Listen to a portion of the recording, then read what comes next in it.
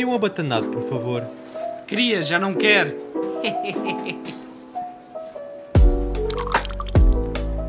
E sejam muito bem-vindos ao segundo episódio do Abatanado, o nosso podcast. E desta vez comprometido, para quem está a ver em vídeo vai estar a ver, para quem não está a ver em vídeo não está a ver. Sim, faz todo o sentido.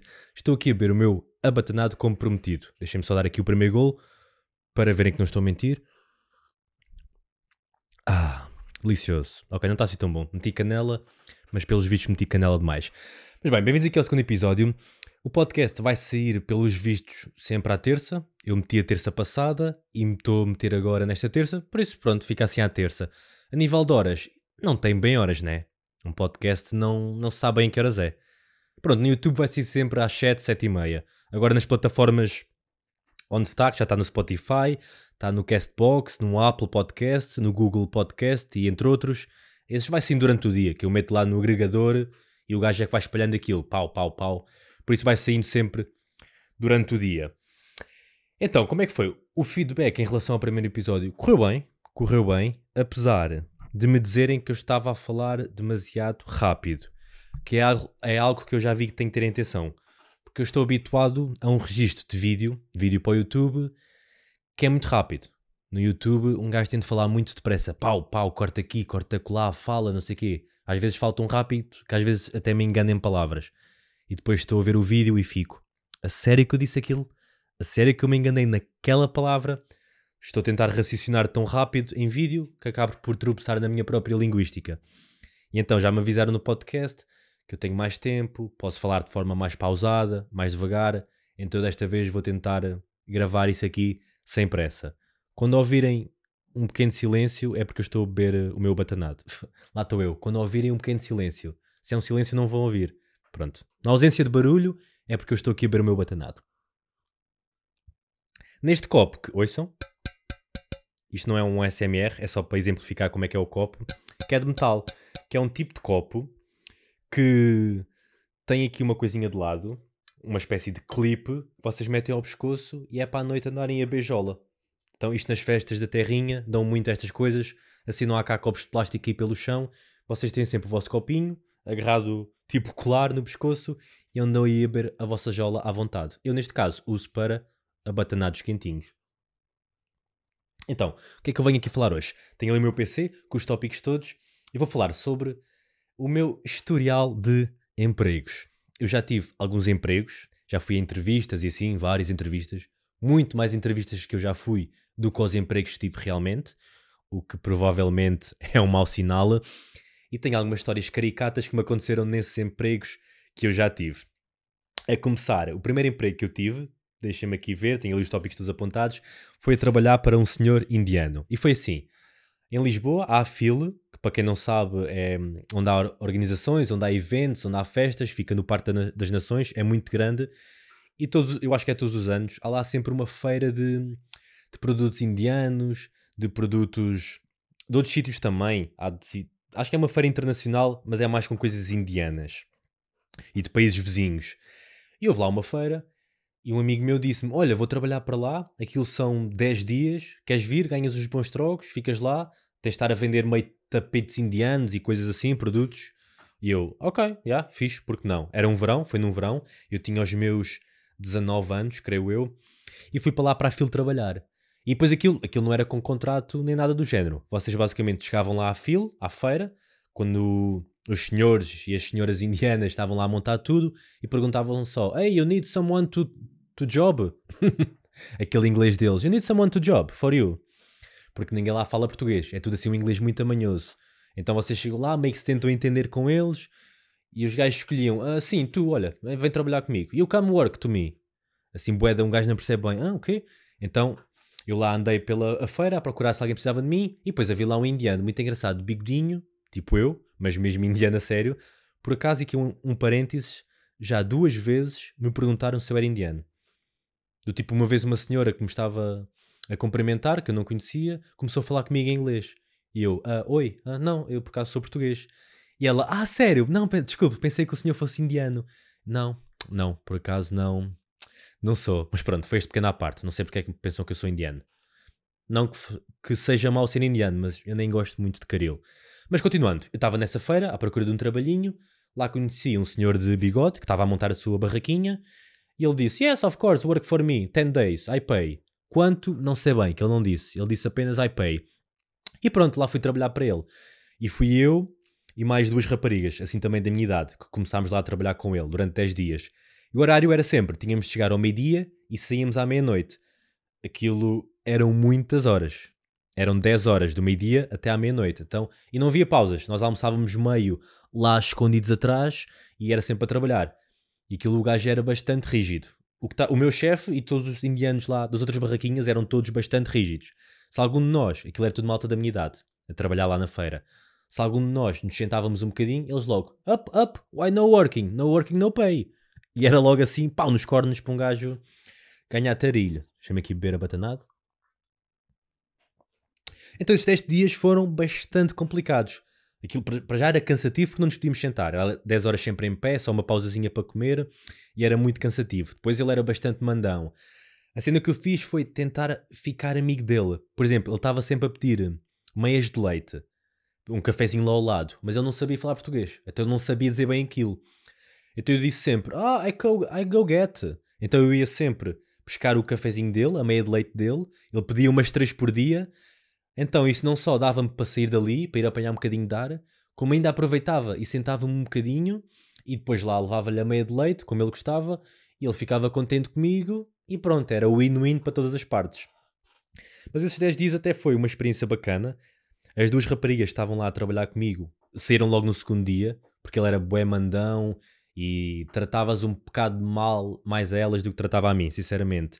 Eu também fazia tudo o que ele dizia. Eu era mesmo aquela putinha dele. Por exemplo, se ele as mandava ir buscar café, elas não iam. Eu ia logo feito, sim mestre, eu vou por si. Então pronto, logo aí eu sujeitei-me muito mais às coisas do que elas, que não estavam para ser mandadas. Eu estava lá para trabalhar e fazia qualquer coisa. Qualquer coisa entre aspas. Também calma lá, não vale tudo. E depois no final desses 10 dias, aquilo bastante cansativo, eu estava a ver que nunca mais chegava ao fim. Ele lá me pagou-me 450 euros por 10 dias, o que foi ok, para alguém que estava a trabalhar como eu no verão só 10 dias. Já. Apesar daquilo ter sido super cansativo, foi um preço, acho que foi muito bom até. E ele ia pagar só 400 euros. Depois apareceu lá outra colega minha para trabalhar quando as outras 2 foram embora e ele pagou-lhe 400 e chegou ao pé de mim e pagou-me 450, mais 50 eurinhos. Eu também fiz um dia ou 2 a mais que ela. Mas depois ele disse, you work good and you bring coffee to me. E meteu mais uma cinquentinha em cima lá das notas e eu fiquei bem contente. Aquilo foi tudo assim em dinheiro à mão, em notas, porque aquilo não havia contratos nem nada, era tudo por baixo da chamada mesa, então foi tudo assim. Mas acabou por ser uma boa experiência, foi assim o meu primeiro emprego a sério que eu tive e acabou por ser bastante bacano, foram 10 dias ali no duro e depois com esses 450 euros, o que ainda soube melhor foi que eu comprei a minha primeira câmara, que já é uma que eu já nem tenho, que é uma Sony Alpha 6000. Eu adorava aquela câmara. Comprei na altura no LX por 400 euros. Praticamente todo o trabalho que eu fiz naqueles 10 dias acabaram por ser para essa câmara. E fiquei mesmo feliz porque foi uma câmara que me saiu do corpo. Estão a ver? Saiu do meu trabalho, então foi mesmo brutal. Depois desse trabalho, o que é que eu fiz? Trabalhei num quiosque, num verão. Acho que esse foi nos meus 20 anos, se não estou em erro. Um verão que eu passei em Lisboa a trabalhar lá e o quiosque ficava num jardim que tinha animais e assim e era, não é Oeiras, não. Agora não estou a lembrar do nome, mas é numa zona ao pé do Vasco da Gama, ao pé de Boa Vista e assim. É lá numa zona, há lá um jardinzinho que até era bonito, tinha patos, tinha um lagozinho, tinha animais e eu trabalhei lá nesse verão, num quiosque, porque há uma coisa que é pelo menos havia, não sei se ainda há, que é a Academia Olá, do Olá dos Gelados, em que malta jovem se inscreve e são chamados para um quiosque ou para trabalhar na praia a vender gelados durante 2 meses. Eu trabalhei lá o mês de julho e agosto. E aquilo é por objetivos, ou seja, se vocês... Havia 3 patamares. Se vocês vendessem, por exemplo, não sei como é que era, mas 600 gelados, vocês ganhavam X. Se vocês vendessem 1000 gelados, ganhavam outro X. E depois o patamar máximo, a partir de 1400 gelados, ou o que é que era, ainda ganhavam mais um X. Então eu fui para esse quiosque, foi brutal. Apesar de eu ter só contrato com Olá, ou seja, a minha única função naquele quiosque era estar nos gelados. Eu só tinha de dar os gelados às pessoas. Só que como o dono do quiosque era tão bacano, e o empregado que lá trabalhava com ele também era tão bacano, eu ajudava mesmo no quiosque. Que não tinha a minha obrigação, não tinha de fazer nada no quiosque. Eu só estava mesmo a trabalhar para o lá. E ao lá é que tinha contrato com o quiosque, mas eu não precisava de fazer nada no quiosque. Só como eles eram tão bacanos e davam-me almoço e não tinham de dar, então eu comecei a tirar lá cafés, comecei a preparar sandes, a fazer tostas. O abatanado acabou de se entornar no meu corpo.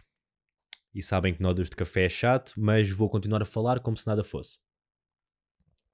Fazia tostas, fazia sandes, servia vinho. Comecei mesmo a ajudar como se trabalhasse no quiosque mesmo. Enquanto não, eu estava só mesmo na parte dos lados.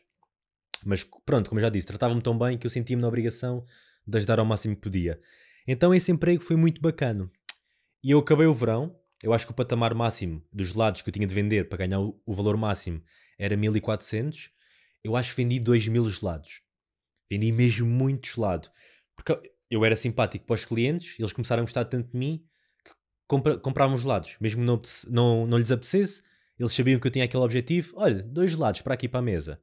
Boas velhotas que lá iam, gostavam de mim. Olha, geladinhos para aqui. Então estava sempre ali a vender gelados. E ganhei nesses 2 meses, pois acho que foi 1400 euros, 1600 euros. Foi-se uma coisa por esses 2 meses. E eu só ganhei no final dos 2 meses. Não foi tipo, acabou um mês, toma um ordenado, acabou outro mês, toma outro ordenado. Não, eu ganhei mesmo no final dos 2 meses. Pá, mas foi bacana, foi muito bacana.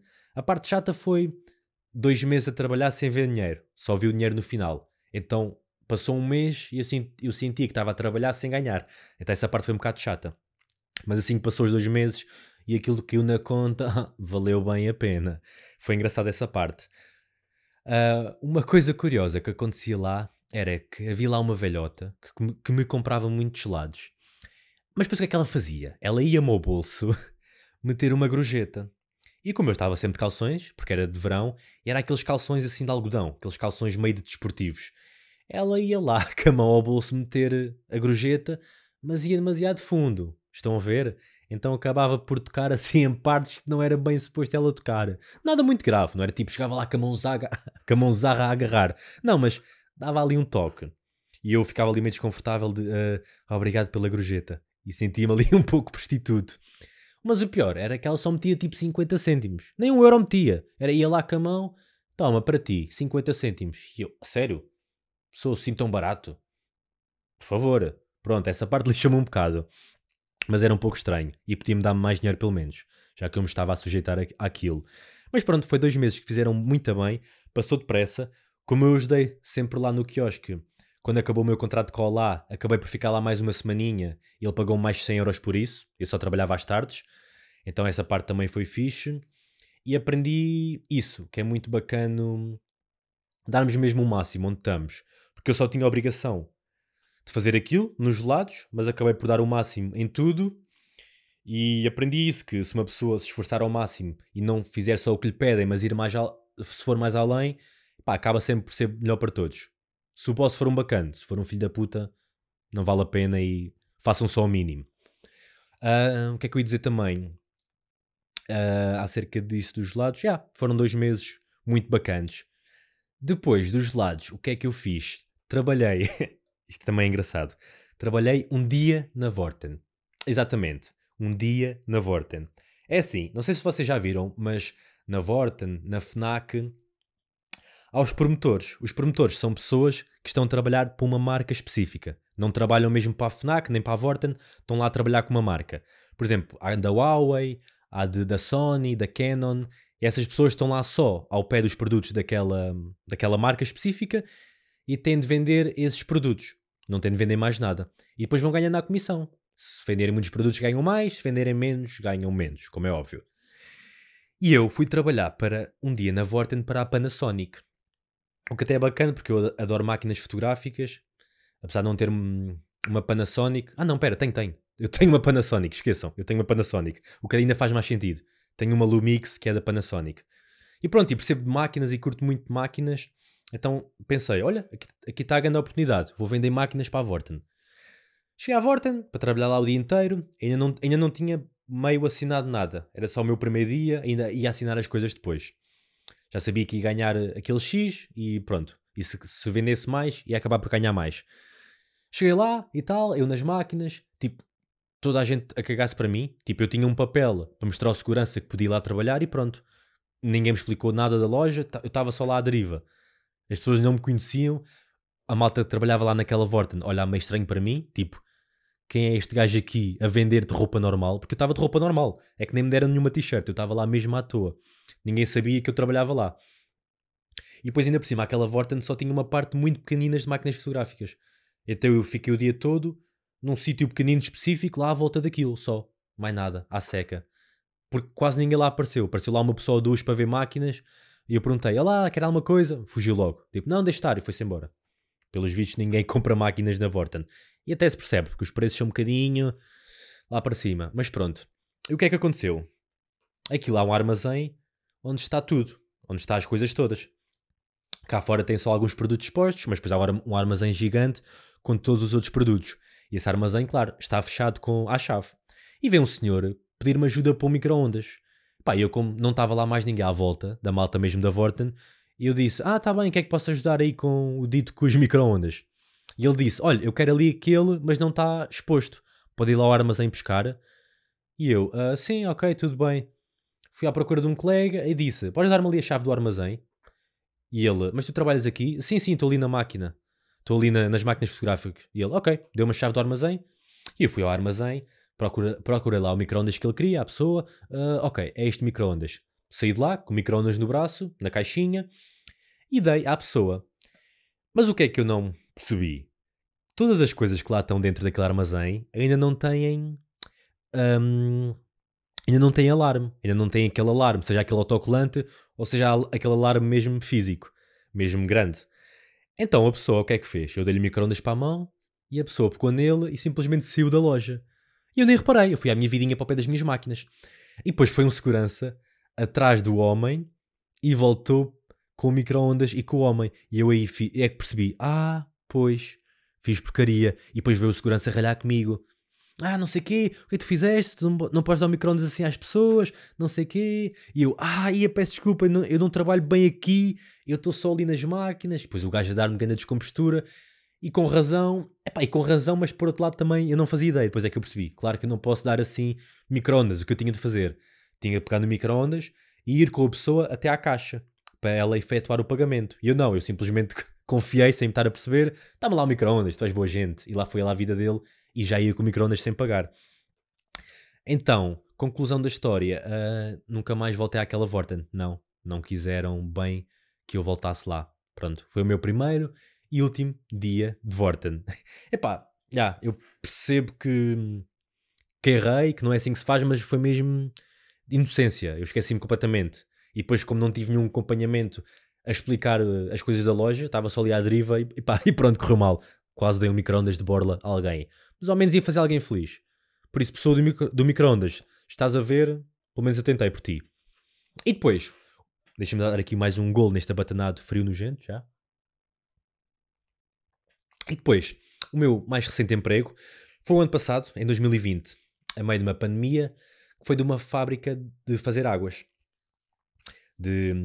Fazíamos as garrafinhas de água e depois havia lá mesmo a nascente e metíamos meio que a água. Pronto, eu estava numa linha de produção que tinha de fazer as garrafas.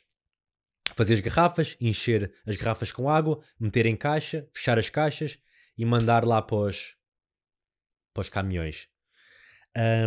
Eu comecei em fevereiro do ano passado, assinei contrato em fevereiro. Ainda o vírus estava ainda só meio na China. Ainda se estava a falar da possibilidade de vir para Portugal. Eu lembro-me que nós estávamos lá na fábrica e estavam a surgir os primeiros casos, mais ou menos, em Portugal. E a malta não fazia ideia do que é que vinha para aí. Então era tipo, aquilo é só um caso ou dois, não sei o quê. Eu trabalhei lá cerca de 5 meses, 4 meses, 5 meses, e vi tudo a acontecer a partir da fábrica. Os primeiros casos só a acontecer e nós a pensar, isto é só uma doençazinha, não vai acontecer nada. Depois começámos a ver tudo a fechar, tudo a ir para casa, e nós sempre lá, porque a nossa fábrica é de água. A nossa fábrica não podia fechar. É daquelas coisas que não fechou. Nós continuámos sempre a trabalhar. Então toda a gente em casa e nós a acompanhar o processo todo, sempre a trabalhar na fábrica. Os meus pais estavam em casa, em teletrabalho, os meus amigos estavam todos em casa a ter aulas online, e nós sempre lá na fábrica a trabalhar. Então, o que até foi bom para mim, porque muita gente se queixa que foram um mês horrível. 3 meses fechados em casa, porque não havia cafés, né? Não havia os supermercados, havia filas e meio que só se podia entrar um X de pessoas. Não havia mesmo divertimento na rua, né? Pronto, vocês sabem, né? Tive toda a gente fechado em casa. Então, para mim, como estive sempre a trabalhar lá, entrava às 8 e saía às 5, não senti bem isso, estar fechado em casa. O meu divertimento era mesmo ir trabalhar, porque estava lá, fazia lá amigos, conversava lá com pessoas, à hora do almoço bebíamos lá o nosso cafezinho, claro que tínhamos de andar sempre a trabalhar com máscara, e era um calor do caraças, e era horrível, e com aquelas cenas transparentes na cabeça, era muito mau essa parte. Mas foi a parte boa, eu gostei de estar a trabalhar nessa altura, porque não passei por isso de me sentir fechado em casa, e o que é que eu vou fazer agora, não consigo sair daqui. Então foi mesmo bacana eu estar a trabalhar na fábrica durante esse tempo. E, pá, e foi uma experiência boa.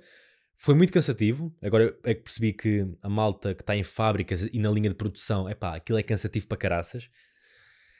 Há chefes muito maus mesmo.